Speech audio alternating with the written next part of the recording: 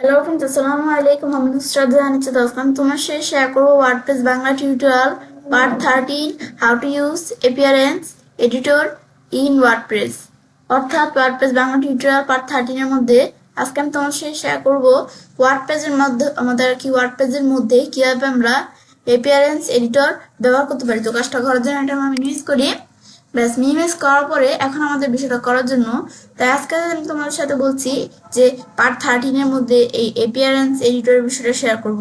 তাছাড়াও কিন্তু আমার চ্যানেলে এই যে এখান থেকে আমি তোমাদের সাথে পার্ট 12 কি শেয়ার করছিলাম যে আমাদের এখান থেকে আমরা আমাদের যে ওয়ার্ডপ্রেসের মধ্যে যে নেভিগেশন মেনুর বিষয়টা কিভাবে ব্যবহার করতে হয় এটা আমি তোমাদের সাথে পার্ট 12 শেয়ার করছিলাম। তাছাড়া আমি পার্ট 11 তোমাদের সাথে কমেন্টের বিষয়গুলো শেয়ার করছিলাম। তাছাড়া এই যে আমাদের পার্ট 10 আমি তোমাদের সাথে কিভাবে ওয়ার্ডপ্রেসের আমাদের পেজ তৈরি করতে এই বিষয়গুলো শেয়ার করছিলাম। আমাদের এখান থেকে আমার চ্যানেলে কিন্তু এই যে ওয়ার্ডপ্রেসের পার্ট 1 থেকে শুরু করে পুরো পার্ট 12 পর্যন্ত কিন্তু আমার চ্যানেলে কিছু ভিডিও দেওয়া আছে। তোমরা যদি সেই ভিডিওগুলো দেখো তাহলে কিন্তু তোমরা ওয়ার্ডপ্রেস সম্বন্ধে তোমরা ভালোভাবে ডিটেলস জানতে পারবে। তো এখন আমরা আমাদের বিষয়টা করার জন্য আমরা সেই ক্ষেত্রে আমরা এই যে এখানে আমরা আসি।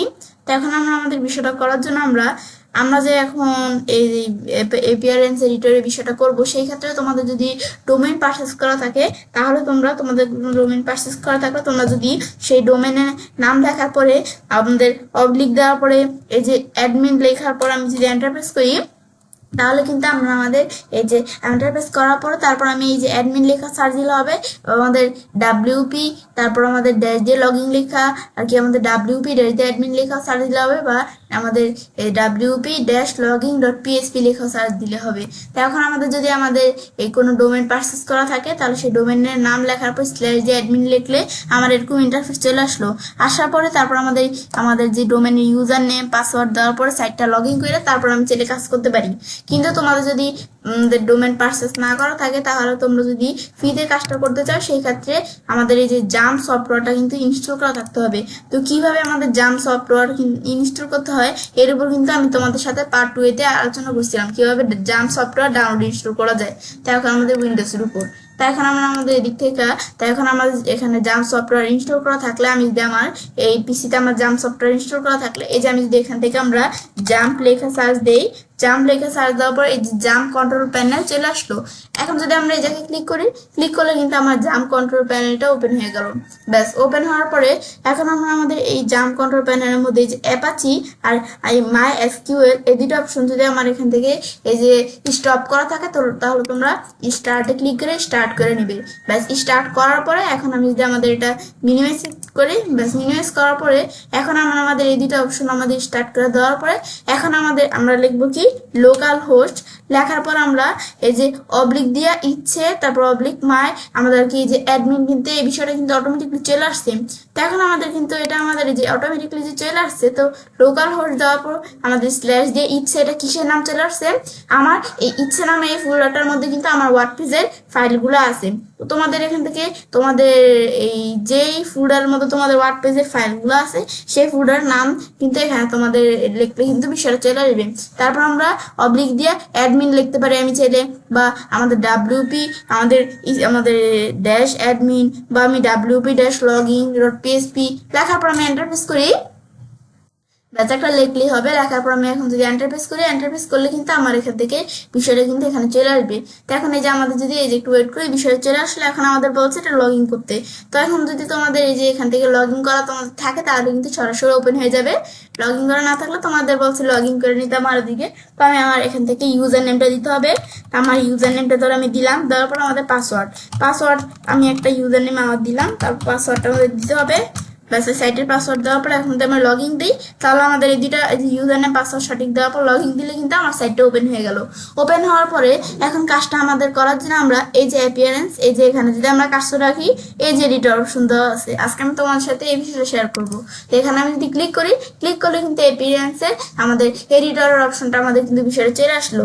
তো এখন আমাদের এখান থেকে আমরা ক্লিক করলাম এখন বিষয়টা এখানে কিন্তু চলে আসছে।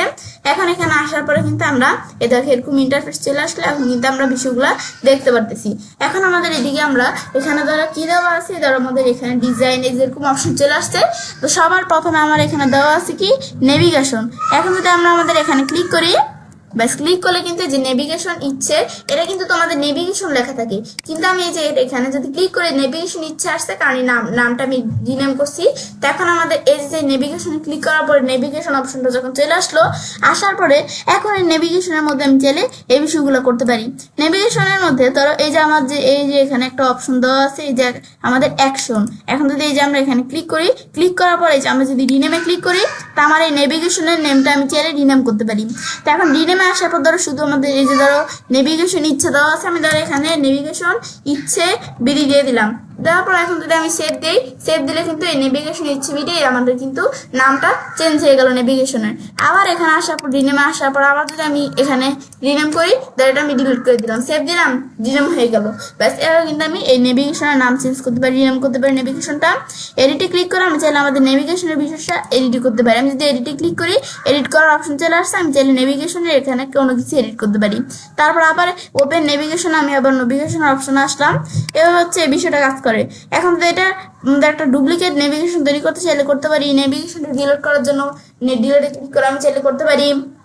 তারপরে নেভিগেশনের মধ্যে আমার এই যে এগুলো এখানে কি দেওয়া আছে যে নিচে, এটা আমি যদি এই যে নিচে আসি আসলে কিন্তু এই যে কিছু অপশন দেওয়া আছে, এগুলো কি, এগুলো হচ্ছে আমার যে নেভিগেশনের মধ্যে যে পেজ তৈরি করা থাকে সেই পেজগুলো। এই যে আমার যেমন এই যে এখানে আমি যদি একটু এই যে উপরে আসি, আসার পর এখন ধরো এই যে হোম পেজ, ভিডিও, তারপরে অ্যাবাউট আস, এই যে পেজগুলোর নাম চলে আসছে। তারপর আমি সাইট লগো, এই যে আমাদের কিন্তু এই যে বিষয়গুলো আমার এখানে আছে এই বিষয়গুলো কিন্তু এই যে আমরা নিচ দিকে আসতে কিন্তু বিষয়গুলো দেখতে পারতেছি।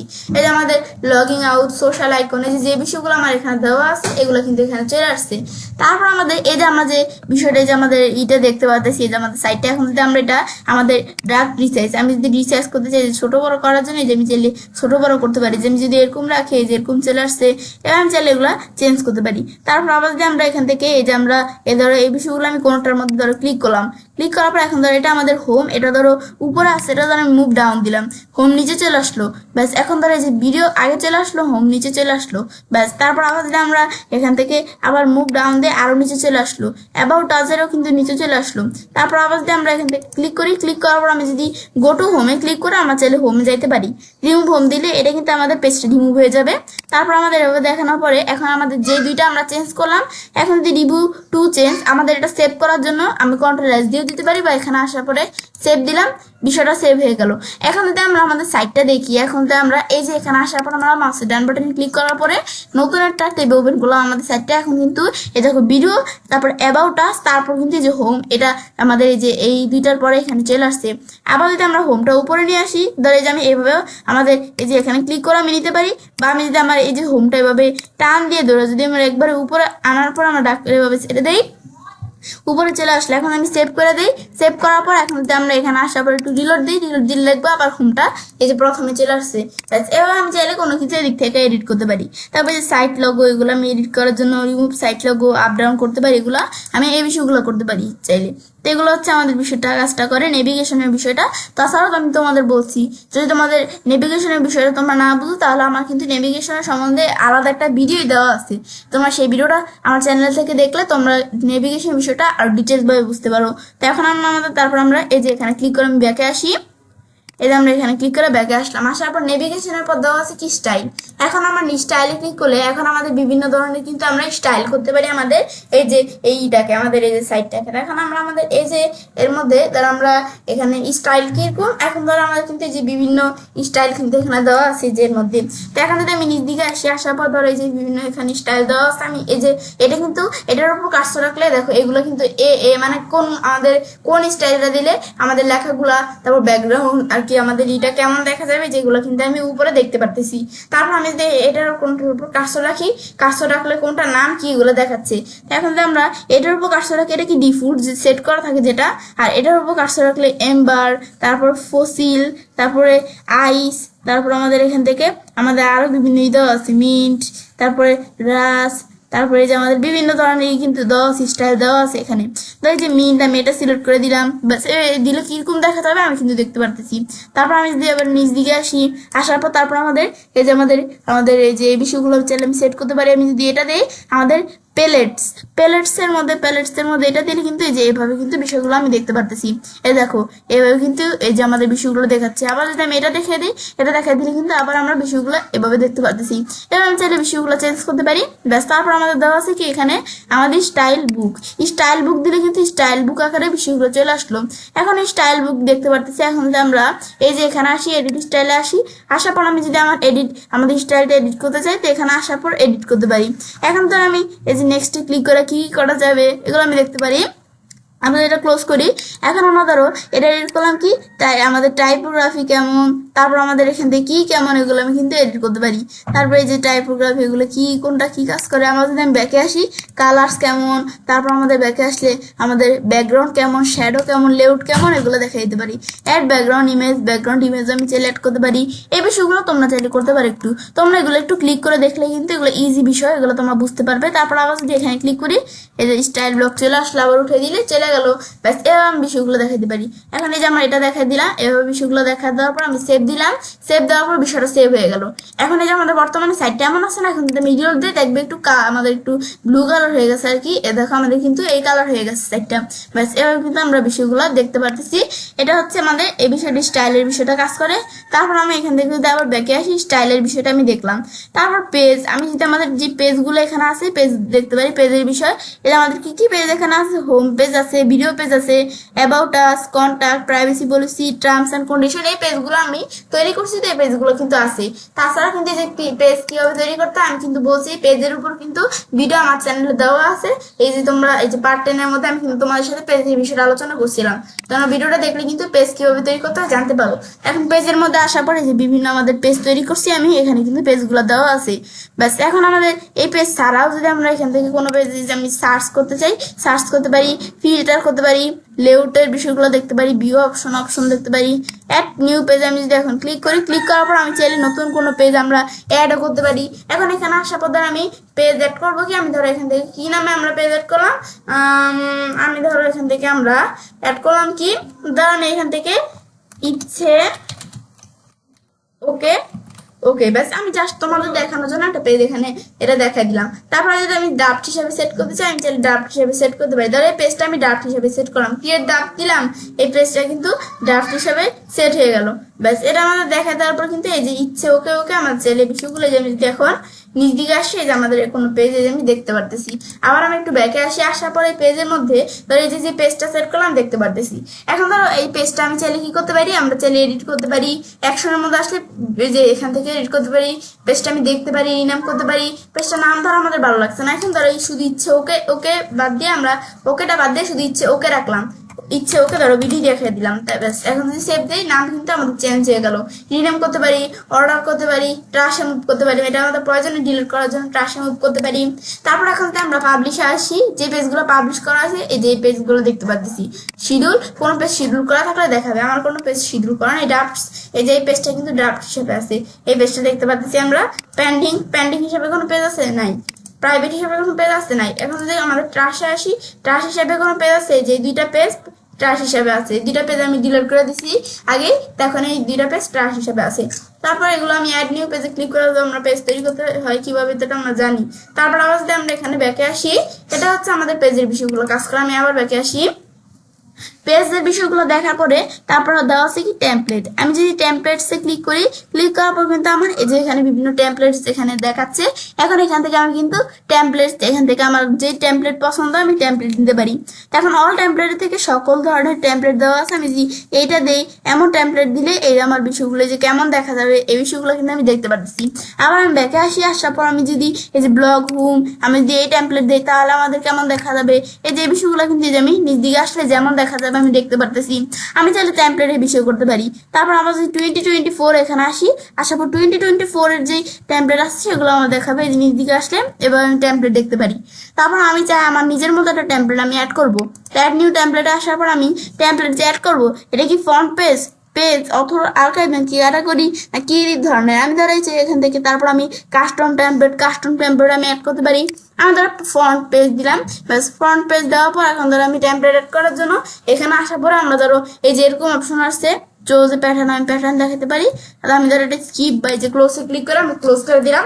এখন টেমপ্লেট অ্যাড করার জন্য ধরো আমাদের এই যে এখান থেকে আমি চাইলে কোনো ব্লক অ্যাড করতে পারি। আমি যদি এখান থেকে এদিকে ক্লিক করি, ক্লিক করার পর ধরো আমি ব্লক অ্যাড করলাম কি, ধরো আমি নিজ দিকে আসার পর ইমেজ অ্যাড করলাম।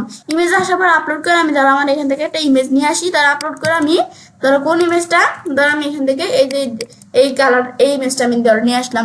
ব্যাস নিয়ে আসার পর তারপর আমি ধরো এখান থেকে আমরা এই ইমেজটা আমরা আনলাম, আনার পর তোমরা চাইলে এভাবে সাজাতে পারো। তারপর আমরা ধরো এই যে এখানে আসার পর টাইপোগ্রাফিতে আসলাম, আমি যেটা টাইপোগ্রাফি সেট করতে পারি। ব্যাকে আসি, আসার পর যদি আমি কালার সেট করতে চাই, এই যে কালার্সে আসি, আমরা কালার্সের মধ্যে এই যে আমাদের কালার্স আমি সেট করতে পারি। যে থিমের মধ্যে এই যে কালার্স কেমন থাকবে, তাহলে যেই কালার দেওয়া আছে আমি চাইলে কালার চেঞ্জও করতে পারি। যদি আমি এই কালার দেখাই দিলাম, ব্যাস এই কালার আমাদের থিমের মধ্যে এই বিষয়গুলো আমি কালার চেঞ্জ করতে পারি। এই যে এইটার কালার কেমন থাকবে, এবার আমি চাইলে এই যে চেঞ্জ করতে পারি কালার। এবার আমি হচ্ছে এই কালারের বিষয়গুলো এই কাজটা করে। এবার যদি আমি এখানে আসি, এই যে আমি কিন্তু কালার চেঞ্জ করতে পারতেছি। তারপর আবার আমরা এভাবে বিষয়গুলো আমি একটু চাইলে আমরা টেমপ্লেট এখান থেকে বিষয়গুলো দেখাইতে পারি। তারপর আমাদের এরপরে আবার আমি ব্যাকে আসি, কালারের পরে ব্যাকগ্রাউন্ড ইমেজ এই বিষয়গুলো আমি অ্যাড করতে পারি। ব্যাস অ্যাড করার পরে এখন যদি আমরা সবার শেষে আমরা শেপ দিই, ব্যাস সবার শেষে আমরা সেভ দেওয়ার পর এখন আবার আমরা একটু ব্যাগে আসি।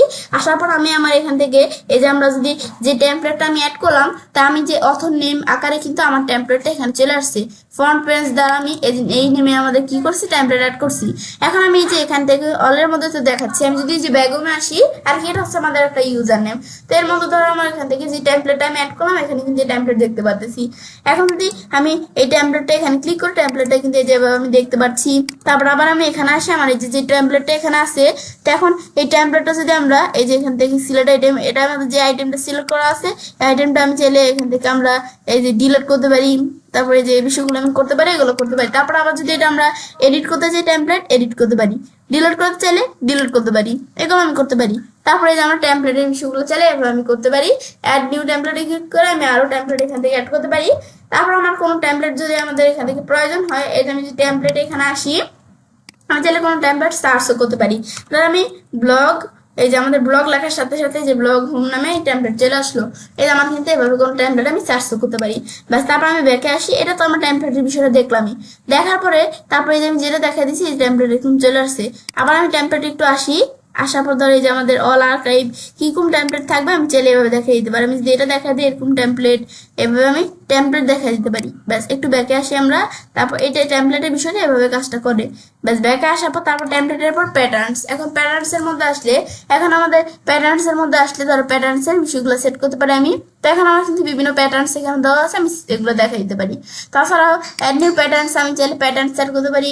অ্যাড এ প্যাটার্নস, তারপর অ্যাড এ টেমপ্লেট পার্ট, এগুলো আমি অ্যাড করতে পারি। অ্যাড এ প্যাটার্নস দিলাম। এখন প্যাটার্নস এর নাম কি থাকবে, প্যাটার্নস এর নাম তাহলে থাকবে কি নিউ ধরো আমরা এখান থেকে নিউ ওয়ার্ডপ্রেস। ব্যাস এটা ধরো আমি এখানে একটা প্যাটার্নস এর নাম।